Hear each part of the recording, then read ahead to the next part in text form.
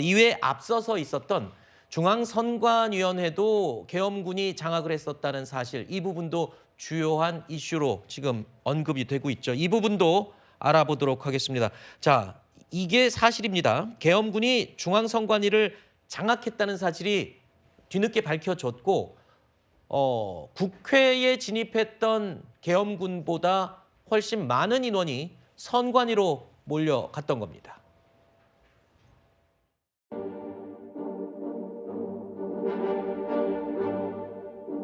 비상계엄을 선포합니다.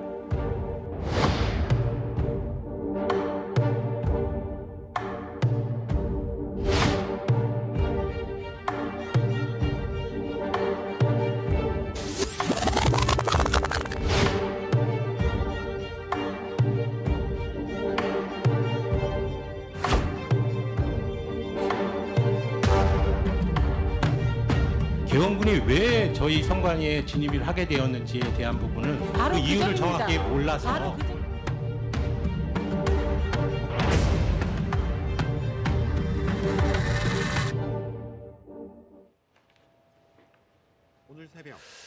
자, 윤 대통령이 비상계엄을 선포한 이유는 야당의 일방적인 횡포를 알리기 위해서 한 것이다, 이렇게 진술을 한 것으로 알려지고 있습니다. 그런데 그것 말고도 비상계엄을 선포한 의도가 또 있는 게 아니냐는 의심을 하게 되는 정황들이 나온 겁니다. 선거관리위원회, 중앙선거관리위원회를 계엄군이 장악했습니다. 선거관리위원회 직원들의 휴대폰을 모두 압수했고, 물론 해제가 되긴 했지만 선관위 자체를 압수했습니다. 장악했습니다. 이에 대해서 김용현 국방부 전 장관이 이런 발언도 했습니다.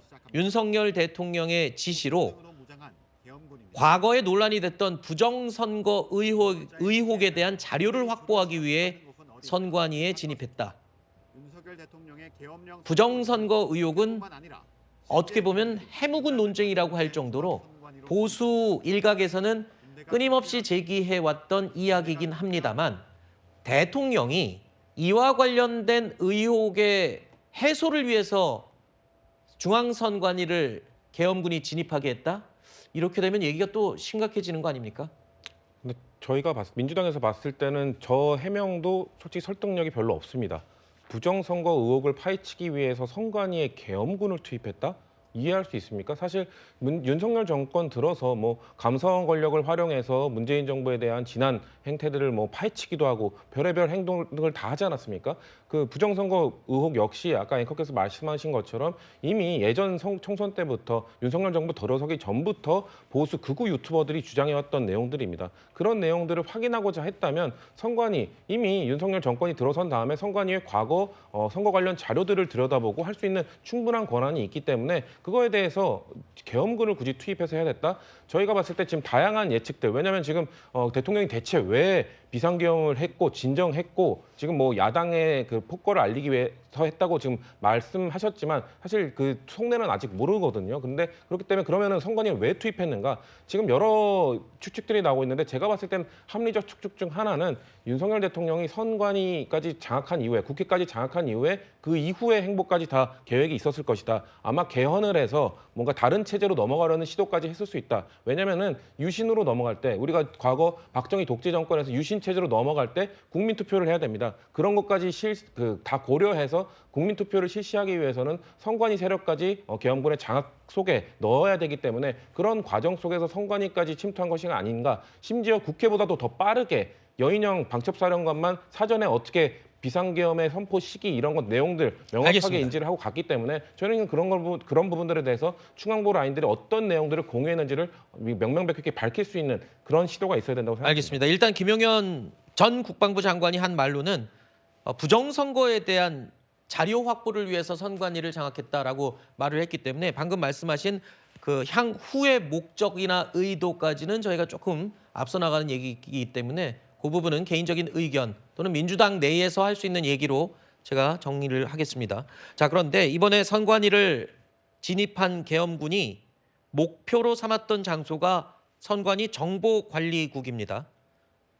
선관위의 정보관리국을 장악했다라는 건 어떤 의미를 갖는지 짧게 설명을 좀 부탁드릴까요?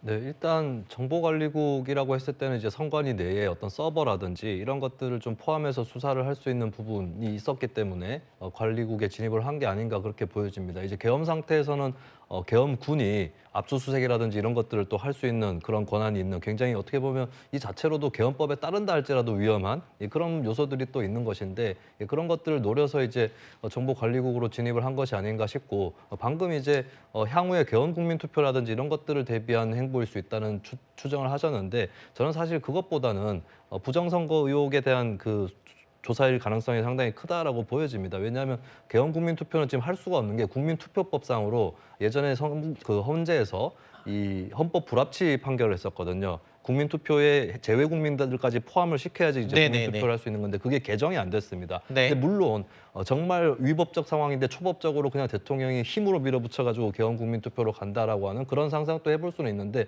결과적으로 국회 계엄 해제 이후에 대통령이 무력화된 거를 봤을 때는 아마 거기까지 간다기보다는 정말로 대통령이 부정선거 의혹 음모론을 사실로 믿고 네. 이 부분을 털려고 했던 것이 아닌가 그렇게 보여지고요. 이 기회에 또 말씀을 드리면 부정선거 음모론자분들께 말씀드리고 싶은 것은 네. 자기 편이 이기는 선거에서는 부정이 없고 지는 선거에서는 부정이 있다. 이렇게 믿음이 가신다면 그것은 세상을 원망할 일이 아니라 본인의 마음가짐을 고치셔야 될 일이다 말씀드립니다. 김용현 전 국방부 장관의 말에 의하면 윤 대통령의 뜻에 따라 부정선거와 관련된 자료를 확보하기 위해 중앙선관위에 진입을 했다. 계엄군이. 이 얘기를 토대로 한다면 지금 우리 김수민 평론가가 얘기한 것처럼 윤 대통령은 일부 극우 세력들이 생각하고 있는 꾸준히 계속 제기해왔던 이 부정선거 의혹을 굉장히 굳건히 믿고 있었던 게 아니냐 이런 지금 의혹을 제기를 해주셨거든요. 그런 부분에 대해서도 좀 해명이 있어야 될 것 같은 부분입니다. 예, 이제 이게 단순한 어떤 의혹이 아니라 이제 작년 8월 달인가 9월 달에 이제 국정원에서 관련된 사이버 보안 감사를 선관위를 비롯해서 국가기관에 했는데 선관위 같은 경우는 사이버 보안에 있어서 가장 핵심적이고 기본적인 그 내외부 분리망도 제대로 돼 있지 않아서 상당히 그 외부의 사이버 어떤 침투 공격에 굉장히 좀 취약하다, 문제가 좀 심각하다 이런 어떤 사항을 국감에서도 다루었고 그런 사항을 대통령한테도 당연히 이제 보고를 했을 겁니다. 그러면서 자연스럽게 우파 보수 일각에서 제기되고 있는 어떤 부정선거 그리고 또 특히 또 선관위 관련해서는 잘 아시는 것처럼 어떤 소쿠리 선거라든지 특히 또 뭐 그게 당락이 직접적으로 관련은 안 됐다고 하지만 수백 표씩 이제 그 표 계산이 잘못된 거라든지 그런 것들이 계속 나왔기 때문에 죄송한데 일단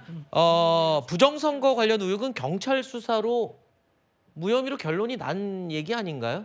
제가 말씀드린 거는 이제 국정원 부정선거라는 거는 결론적으로 이제 당락이 바뀔 가능성이 있어야지 그게 이제 문제가 있고 유죄로 이제 되는 거거든요. 그런데 대부분에서도 개표 과정에서 좀 실수가 있었다는 것은 예를 들면 민경욱 의원이라든지 그런 데는 좀 있었고 그다음에 국감 때 국정원에서 그런 어떤 중앙선관위의 어떤 사이버 보안이 좀 취약하다 이런 것은 이제 논의가 있었습니다. 그래서 알겠습니다. 아마 왜냐하면 제가 좀 오해가 있을 것 같아서 보안이 취약한 것과 의혹이 있었던 것과는 전혀 연결고리가 안 되기 때문에 우려는 되지만 경찰 조사는 공식적으로는 지금 무혐의로 결론이 그러니까 난 이제 부분이죠. 그런 식으로 이제 우려가 있는 어떤 그런 대통령이 또 어떤 네네. 보고를 받으실지는 제가 정확하게 모르겠습니다만 저 자신도 그런 어떤 선관위 사이버 보안에 대해서 계속해서 국감 때 문제 제기를 한 사람이었거든요. 그렇기 네. 때문에 이런 어떤 걸 배경으로 해서 아마 이제 방첩사에서 계엄으로 인해서 이제 가지 않았나 생각이 듭니다. 그렇군요. 일단 윤석열 대통령의 직접 지시로 또는 뜻으로 선관위를 계엄군이 진입을 했었고 정보관리국을 장악을 했다. 부정선거와 관련된 자료 수집을 하기 위한 게 목적이었다. 일단 김용현 국방부 전 장관의 진술 내용이 앞으로도 계속 논란은 될 것 같습니다. 그렇습니다. 지금 그리고 또 이해가 안 되는 부분이 뭐냐면 계엄군이 국회보다도 그 중앙선관위에 먼저 간 것이 사실이고 그 직원이 한 5명 정도가 있어서 직원들의 휴대폰을 압수했다라고 하죠. 그리고 정보관리국 지금 서버가 있는 곳에도 진입을 했는데 자료를 가져간 것은 아무것도 없다는 것입니다. 선관위에서 계엄군이 나가고 로그 기록이라든지 이런 것들을 살펴봤는데 아무것도 유출된 것이 없었다라고 공식적으로 여기에 대해서 확인을 해줬거든요. 그렇기 때문에 지금 물론 김용현 전 국방부 장관이 가장 핵심적인 인물이기 때문에 이 사람이 한 이야기에 있어서 다른 사람들보다 신빙성이 있다 볼 수도 있겠지만 조금 더 수사가 필요한 부분이 아닌가. 지금 계엄군이 국회에 들어가서도 그 국회를 완전히 장악하려고 했던 것인가. 지금 민주당에서 이야기하는 것처럼 국회의장과 양당의 대표를 체포하려고 했던 것인가라고 하기에는 바깥에 다른 계엄군들이 더 있었다라고 해도 내부에 50여 명밖에 들어가지 않았다라는 것이죠.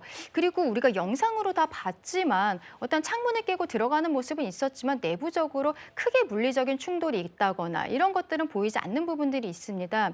여기에 대해서는 결과적으로 수사를 통해서 밝혀져야 되는 부분이라고 생각을 합니다. 네.